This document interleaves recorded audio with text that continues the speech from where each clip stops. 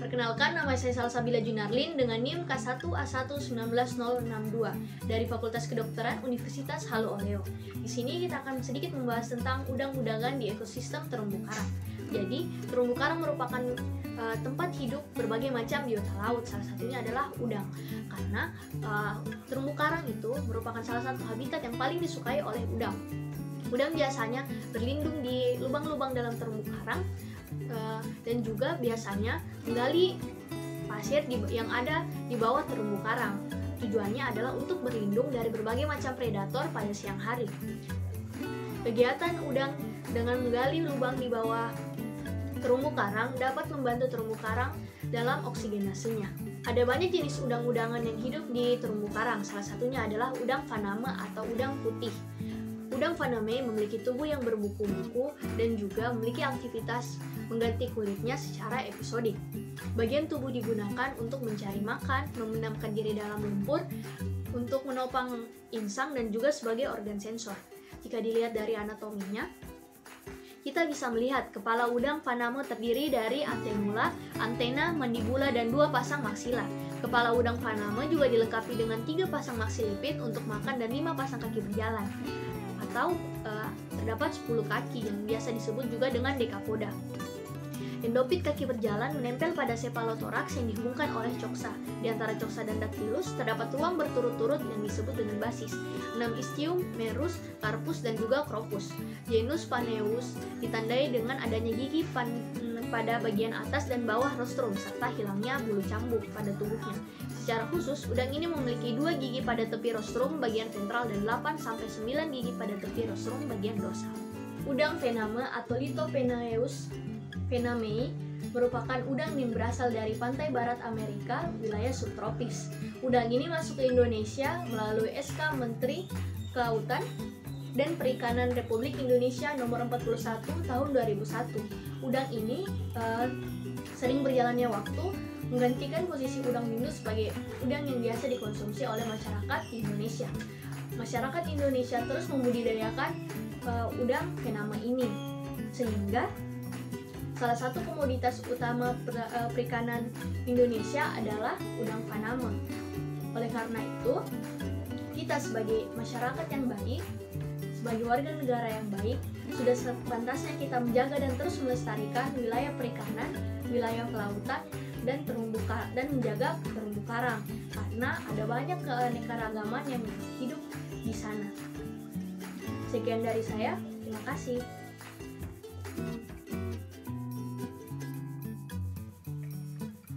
Assalamualaikum warahmatullahi wabarakatuh. Perkenalkan, nama saya Nur Fadila dengan NIM K1A1190059.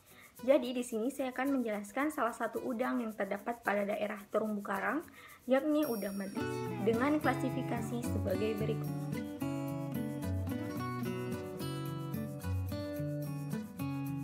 Di sini saya akan menjelaskan mengenai udang mantis atau yang biasa disebut dengan mantis shrimp atau praying shrimp dalam bahasa Inggris. Udang ini merupakan salah satu udang yang unik karena penampilan dan karakteristiknya menyerupai dengan belalang sembah. Udang mantis mempunyai bentuk yang unik karena merupakan kombinasi morfologi dari udang, lobster, dan belalang sembah. Ukuran udang mantis bisa mencapai 35 cm dengan bobot antara 20 hingga 200 gram per ekornya. Keunikan lain dari udang mantis ini, yakni udang ini memiliki 2 mata yang dapat berputar 360 derajat yang berfungsi sebagai radar.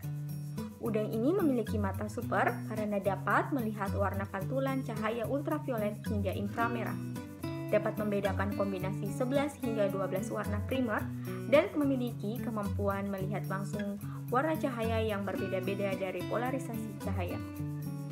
Udang mantis ini merupakan hewan karnivora dan termasuk hewan yang aktif di siang hari, malam hari, maupun aktif pada waktu terbenam.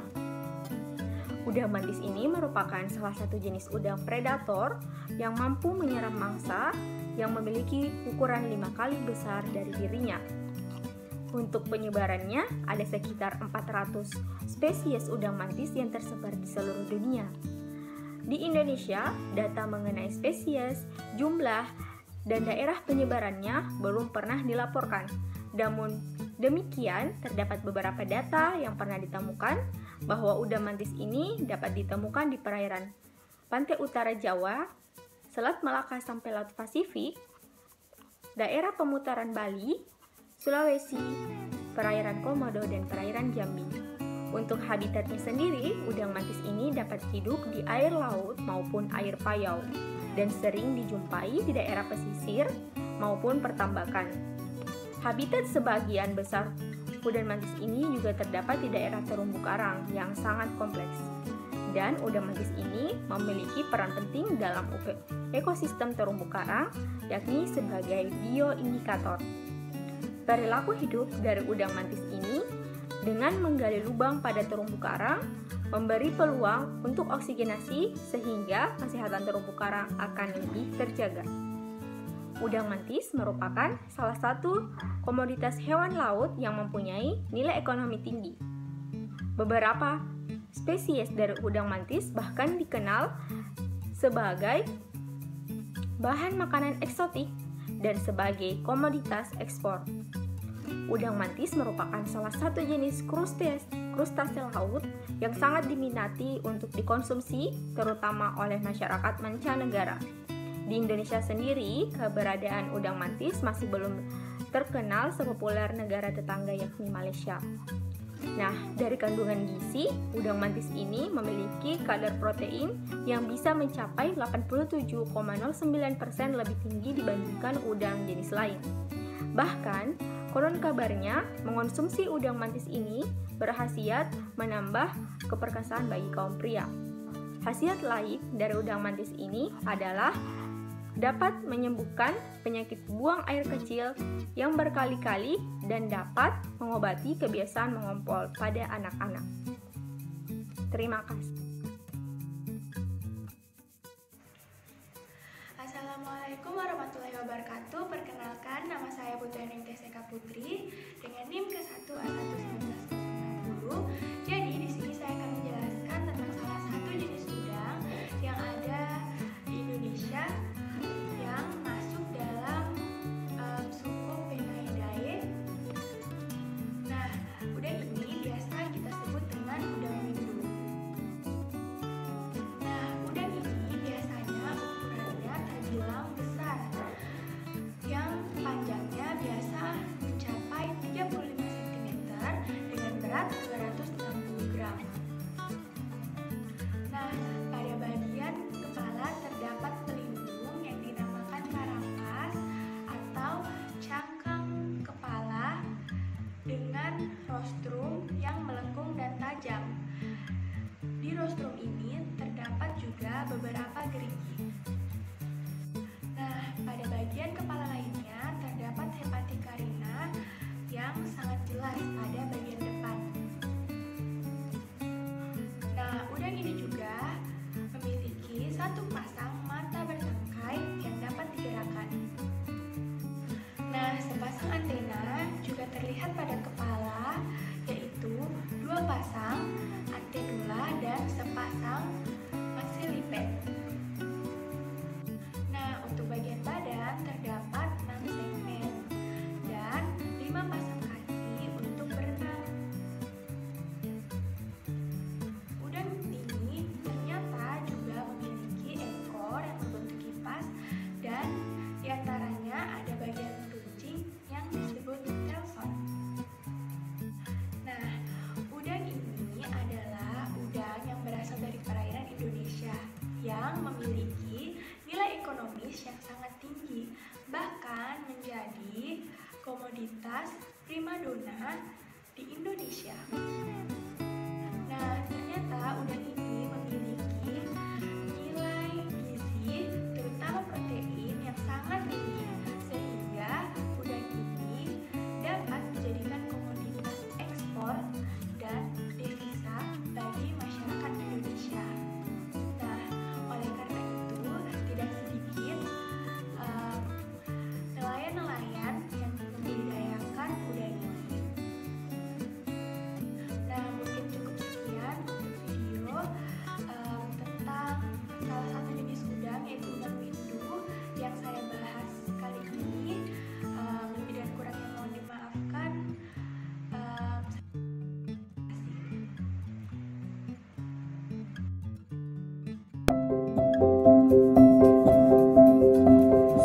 malam. Perkenalkan, nama saya Putu Wisnu Agung Widiana, NIM K1A1190061.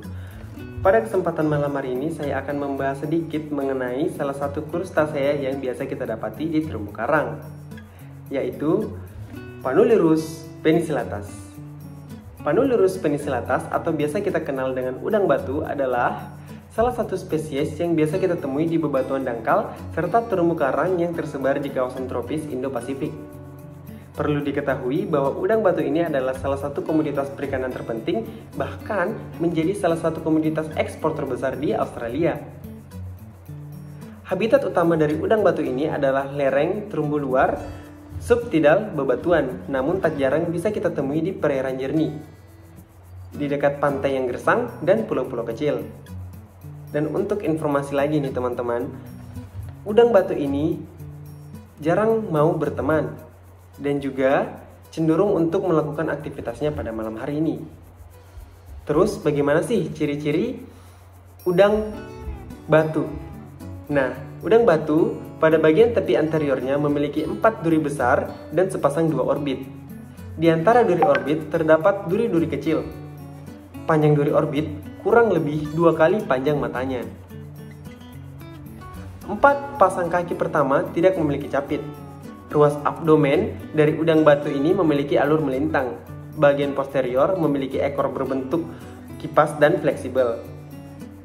Udang ini mempunyai ukuran maksimum 40 cm, biasanya antara 20 sampai 30 cm. Tubuh berwarna biru dan hitam gelap.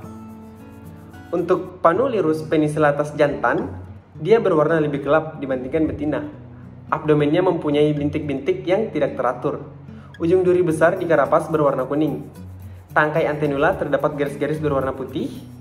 Flagellum antenula berwarna kecoklatan dan pangkal tangkai antena berwarna biru.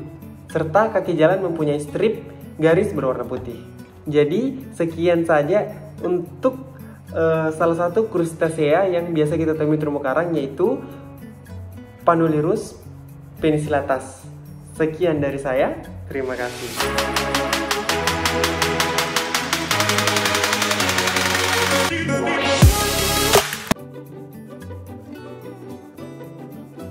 Assalamualaikum warahmatullahi wabarakatuh. Perkenalkan, nama saya Salwara Fuahwa, NIM K1A1190063. Pada kesempatan kali ini saya akan menjelaskan mengenai salah satu jenis udang yang berada di terumbu karang, yakni Lismata amboinensis.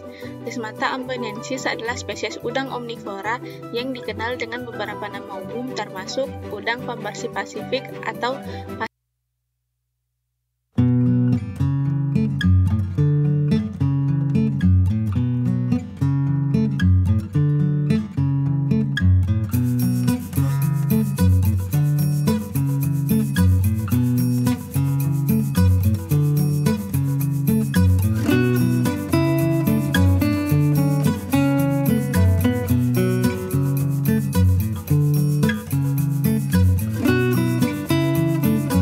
5-6 cm dengan 2 pasang antena putih panjang.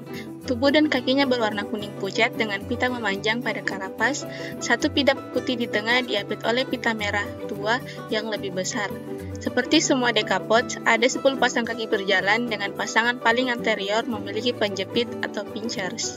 Di bawah dada, di belakang kaki untuk berjalan, terdapat pleopoda berpasangan atau swimmerets yang digunakan untuk berenang dan mengerami telur. Lismata amboinensis memiliki sepasang mata yang mengintai meskipun percobaan menunjukkan bahwa mereka memiliki penglihatan yang kasar dan buta warna.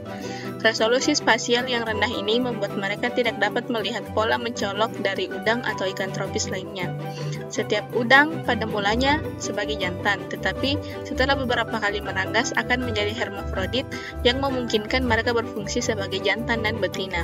Lismata amboinensis seperti udang pembersih lainnya memiliki hubungan simbiosis dengan ikan klien, di mana kedua organisme mendapatkan keuntungan. Udang mendapatkan makanan dari memakan parasit yang hidup pada ikan besar, dan ikan lain sebagai klien mendapat manfaat dari pembasmian parasit. Organisme pembersih termasuk udang dan ikan dapat berkumpul di satu lokasi terumbu karang dalam tempat yang disebut stasiun pembersih, yang akan dikunjungi ikan bila diperlukan. Prismata amboinensis juga ditemukan hidup di gua dengan kliennya, seperti belut murai, memberi udang perlindungan dari predator. Karena manfaat udang pembersih bagi ikan yang mereka bersihkan, Prismata amboinensis dan spesies lain telah dicanangkan berpotensi sebagai berguna untuk budidaya.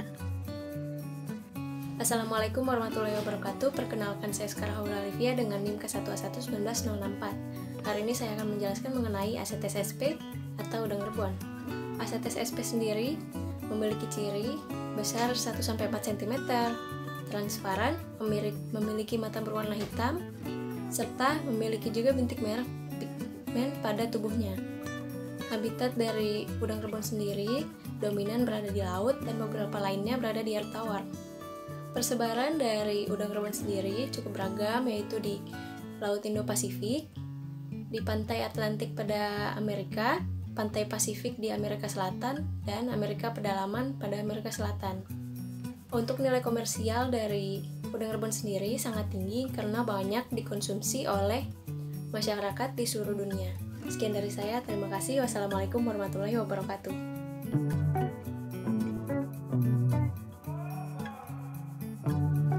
Assalamualaikum warahmatullahi wabarakatuh. Saya Siti Nurul Adia, NIM 19065 dari Fakultas Kedokteran Universitas Halu Oleo.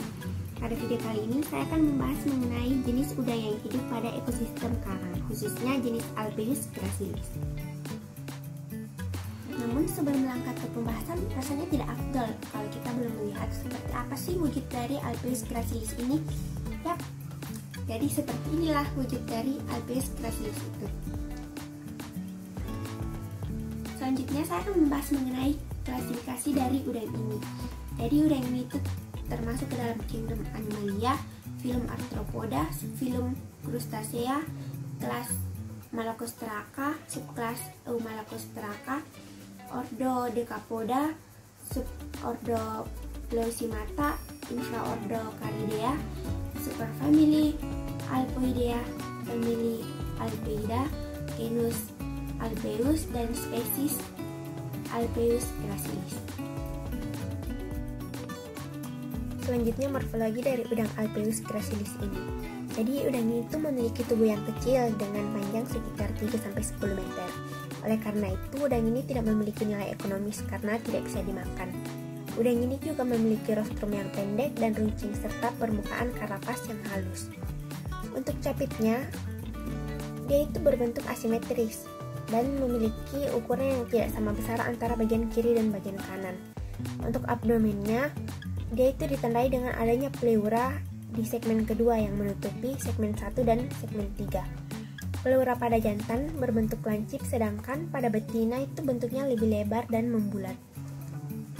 Nah, jenis Alpheus gracilis ini umumnya hidup di daerah batu karang dan kebanyakan hidup di bawah batu karang dengan substrat pasir maupun pecahan dari karang itu sendiri. Selanjutnya bisa kita lihat pada tabel. Nah, di tabel itu dia menunjukkan untuk kelimpahannya, udang ini termasuk dalam kategori 3, yakni umum dijumpai namun jumlahnya terbatas.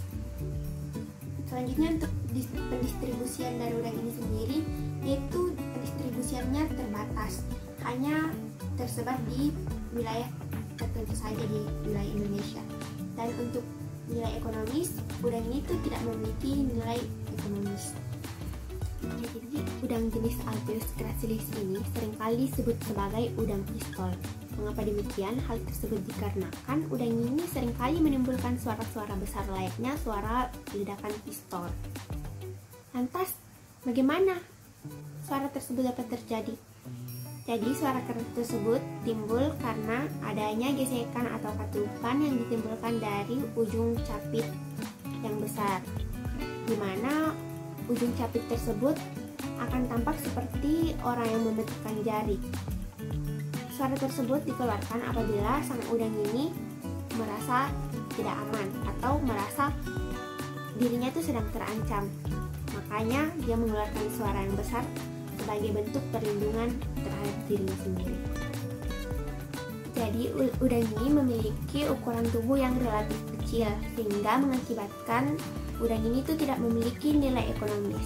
Meskipun demikian, udang ini memiliki nilai ekologi yang penting bagi perairan, karena keberadaan udang ini dapat menjadi indikator bahwasanya daerah atau ekosistem tersebut masih subur. Banyaknya udang tersebut di suatu lingkungan sangat berperan dalam rantai makanan. Contohnya di karang itu sendiri. Jadi, udang alpeus ini akan mengkorek-korek polip karang apabila ia sedang mencari makan.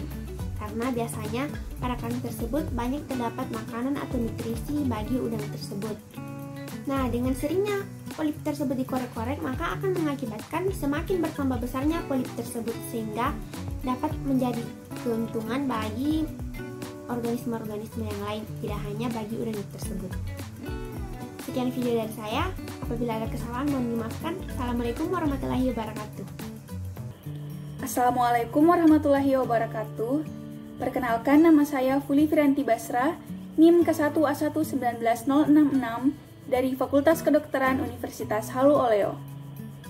Pada kesempatan kali ini, saya akan menjelaskan mengenai salah satu spesies udang-udangan pada ekosistem terumbu karang, yakni Panulirus versicolor.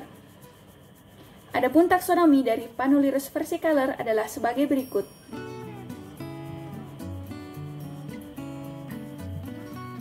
Udang karang berwarna cerah ini mudah dikenali dari belang hitam putih panjang di sepanjang kaki.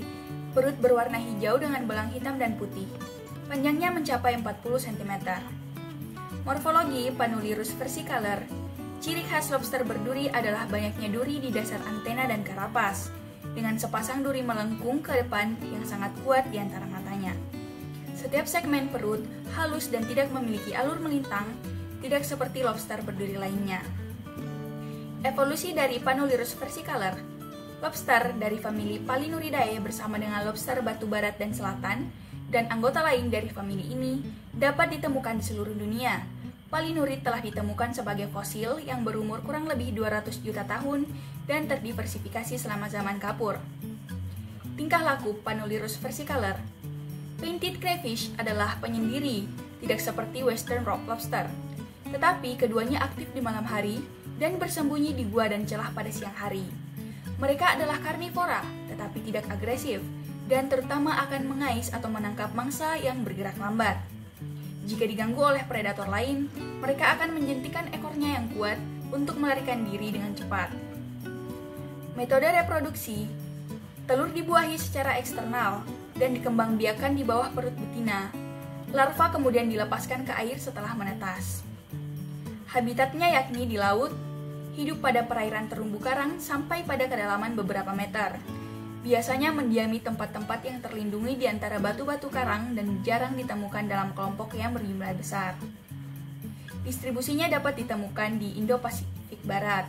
Banyak terdapat di perairan barat Sumatera, selatan Jawa, perairan Nusa Tenggara Timur, Sulawesi Selatan, Sulawesi Utara, dan Halmahera. Demikianlah beberapa informasi mengenai Panulirus versicolor. Semoga dapat bermanfaat. Mohon maaf jika ada kesalahan kata, dan selebihnya adalah dari Tuhan Yang Maha Esa. Terima kasih atas perhatiannya. Wassalamualaikum warahmatullahi wabarakatuh. Hai, saya Wa'ode Nurdian Aljana, NIM K1A11967 dari Fakultas Kedokteran Universitas Halu Oleo Kendari. Oh ya, udah pada dengar belum tentang Harlequin shrimp atau udang Harlequin? Kalau belum, yuk cek informasinya. Jadi, udang Harlequin atau Hymenocera picta adalah spesies udang air asin yang sering ditemukan di bagian terumbu karang. Nah, warna dari Harlequin shrimp ini sangat bervariasi, dari warna krem hingga warna putih. Oh ya, ada juga loh bintik-bintik di bagian tubuhnya. Bintik-bintiknya itu warnanya warna merah hingga warna ungu. Kalau kalian lihat di buku-buku, di internet, atau di jurnal, itu warnanya sangat cantik sekali. Harlequin shrimp itu tersebar di bagian Samudra Hindia dan Pasifik, dari Laut Merah dan pantai-pantai Afrika hingga Afrika Selatan dan pantai-pantai jauh di bagian Polinesia. Oh ya, udang harlequin juga tersebar di bagian pantai-pantai Asia hingga bagian selatan Jepang. Nah, udang harlequin ini sangat pemalu loh. Loh, kok bisa? Karena di terumbu karang dia itu biasanya bersembunyi dan dia juga makan makanannya yaitu bintang kecil dengan sangat tenang. Udang harlequin juga memiliki racun loh. Nah, racunnya ini bisa berpotensi bahaya bagi predatornya. Udang harlequin juga dia itu pergerakannya sangat lambat dan biasa terbawa oleh arus gelombang. Wow, cukup menarik ya informasi dari harlequin shrimp. Kalau begitu, sekian informasi yang bisa saya berikan. Terima kasih telah menyaksikan. Assalamualaikum warahmatullahi wabarakatuh. Perkenalkan, saya Olivia Vivian Sira dengan NIM K1A11968 dari Fakultas Kedokteran Universitas Halu Oleo. Kali ini saya akan menjelaskan mengenai udang-udangan yang hidup di terumbu karang. Salah satunya yaitu jenis Panulirus fungipes. Adalah spesies lobster berduri yang hidup di batuan dangkal dan terumbu karang di kawasan tropis Indonesia Pasifik. Deskripsi lengkapnya, Longipes panulirus tumbuh dengan panjang maksimal sekitar 30 cm, tetapi ukuran dewasa yang lebih normal adalah 20 hingga 25 cm, dengan panjang karapas hingga 10 cm. Warna umumnya coklat tua atau coklat kebiruan, terdapat banyak bintik putih melingkar di perut dan bintik-bintik agak lebih sedikit di bagian tubuh lainnya. Kakinya memiliki garis-garis memanjang pucat dan terkadang satu titik putih di dekat ujungnya. Adapun penyebaran dan habitatnya dari Panulirus longipes ini berasal dari daerah tropis dan subtropis Indo-Pasifik. Jangkauannya membentang dari Madagaskar dan pantai timur Afrika hingga Malaysia, Jepang, Taiwan, Filipina, Indonesia, Papua Nugini, dan Australia Utara. Ini ditemukan di batu dan terumbu karang biasanya pada kedalaman kurang dari sekitar 18 meter, tetapi sangat dalam, sedalam 122 meter. Ada dua subspesies dari Panulirus longipes, yaitu